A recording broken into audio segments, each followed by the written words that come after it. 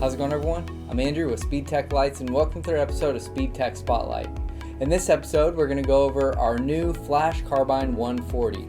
Now, this unit is perfect if you need a work light and warning light in one. So you'll see that these units have a work light mode where the center LED modules will illuminate, and then they also have a warning mode as well with a single flash pattern. And we offer these units in red, blue, and amber. So you can activate your warning mode or your work light mode independently, or you can activate both if you would like to as well, as those are activated on two separate cables. And I am using our new waterproof 6 switch box to activate these units, so stay tuned for that to come out here in a couple weeks.